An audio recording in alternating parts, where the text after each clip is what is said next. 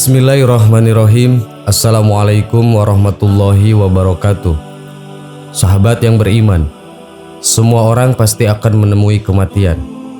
Kematian itu terkadang diawali dengan tanda-tanda seperti sakit, terkadang kedatangannya mendadak tanpa tanda. Kematian mendadak merupakan tanda kemurkaan Allah Azza wa Jalla kepada orang tersebut. Dalam sebuah hadis disebutkan dari Ubaid bin Khalid As-Sulami, seorang laki-laki dari sahabat Nabi SAW.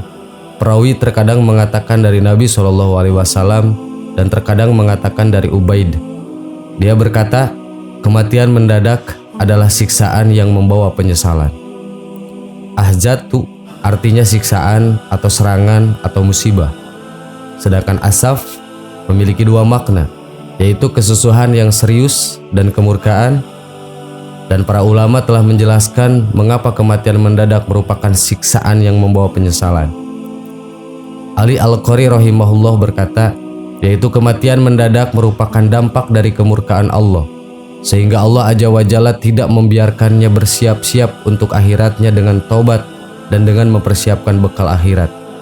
Dan Allah Azza wa Jalla tidak memberikannya sakit yang bisa menjadi penghapus dosa-dosanya. Ibnu Battal rahimahullah ta'ala berkata, hal itu Allahu alam, karena di dalam kematian mendadak dikhawatirkan terhalangi dari membuat wasiat dan tidak mempersiapkan untuk bekal akhirat dengan taubat dan amal-amal soleh lainnya. Akan tetapi bukan berarti semua orang yang mati mendadak merupakan orang yang dimurkai Allah Azza wa Jalla. Sesungguhnya hal itu berlaku bagi orang kafir atau orang yang selalu berada dalam maksiat. Adapun orang mukmin yang selalu mempersiapkan diri dengan iman yang sahih dan amalan yang soleh, maka kematian mendadak merupakan keringanan baginya. Dari Aisyah radhiyallahu anhuma, ia berkata, aku mendengar Rasulullah SAW bersabda, kematian mendadak adalah keringanan terhadap seorang mukmin dan siksaan yang membawa penyesalan terhadap orang-orang kafir. Kalimat ini juga diriwayatkan dari perkataan sebagai sahabat dari Ibnu Mas'ud radhiyallahu anhu, ia berkata, kematian mendadak adalah keringanan terhadap seorang mukmin dan siksaan yang membawa penyesalan terhadap orang-orang kafir. Yang dimaksud mukmin di sini adalah orang mukmin yang telah mempersiapkan diri menghadapi kematian dan selalu memperhatikannya. Sedangkan orang kafir maka sangatlah jelas karena dengan kematian mendadak ia tidak sempat bertaubat dan mempersiapkan diri untuk akhirat.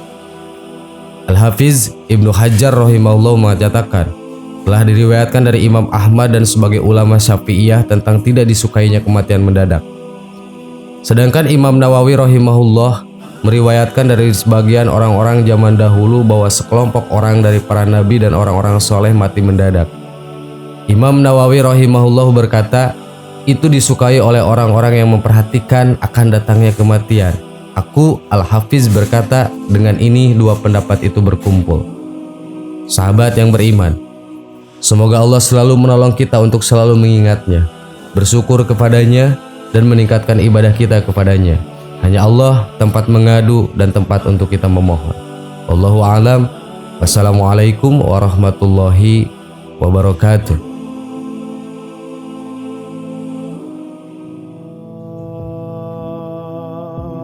Bismillahirrahmanirrahim. Assalamualaikum warahmatullahi wabarakatuh.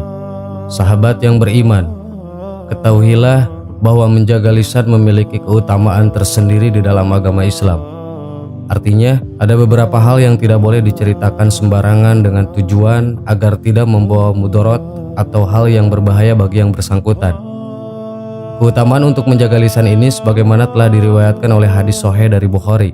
Hadis itu mengatakan bahwa ukuran keselamatan manusia tergantung pada bagaimana manusia tersebut berkemampuan untuk menjaga lisannya. Salamatul insan fi hifdzi lisan. Keselamatan manusia tergantung pada kemampuan menjaga lisannya. Hadis riwayat Bukhari.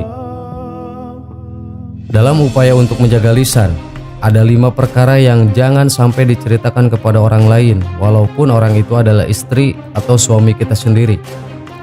Lalu apa saja kelima perkara itu? 1. Aib. Islam melarang kita untuk membuka atau menceritakan aib diri kita sendiri. Aib diri kita sendiri atau aib orang lain tidak boleh diceritakan ke orang lain. Aib adalah bagian dari masa lalu setiap orang sehingga tidak boleh disebarkan apalagi dengan maksud menjelekkan. Rasulullah Shallallahu Alaihi Wasallam bersabda, "Setiap umatku dimaafkan, kecuali orang yang terang-terangan melakukan maksiat, dan termasuk terang-terangan adalah seseorang yang melakukan perbuatan maksiat di malam hari. Kemudian di paginya ia berkata, 'Wahai fulan, kemarin aku telah melakukan ini dan itu, padahal Allah telah menutupi aibnya. Dan di pagi harinya ia membuka tutupan atas dirinya.'" Hadis riwayat Bukhari dan Muslim. 2. Urusan ranjang suami istri. Ada beberapa umat muslim yang gemar menceritakan ke orang lain tentang hubungan intim dengan pasangannya. Meski niat bercanda saja, namun dalam ajaran agama Islam hubungan intim antara suami dan istri tidak boleh diumbar ke siapapun. Rasulullah SAW bahkan membenci kebiasaan tersebut sesuai dalam sabdanya, "Paling buruknya kedudukan manusia di sisi Allah nanti di akhirat adalah orang laki-laki yang berhubungan badan dengan istrinya, lalu ia menceritakan rahasianya kepada orang lain." Hadis riwayat Muslim. 3. Amanah.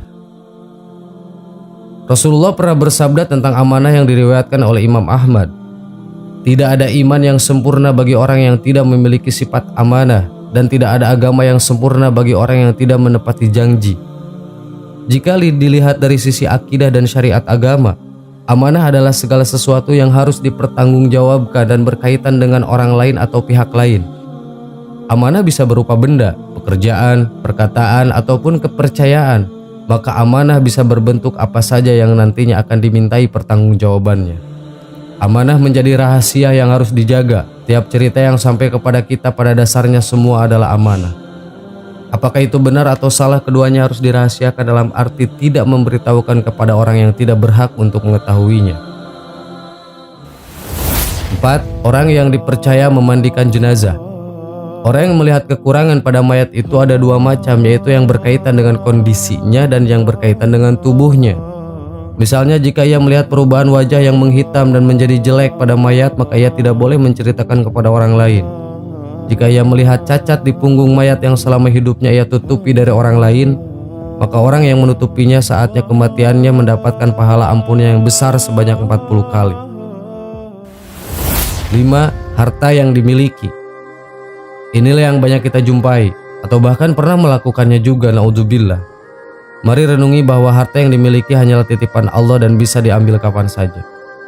Lagi pula sebanyak apapun harta yang dimiliki tidak akan dibawa mati. Renungi juga bahwa kesombongan akan merugikan diri kita sendiri.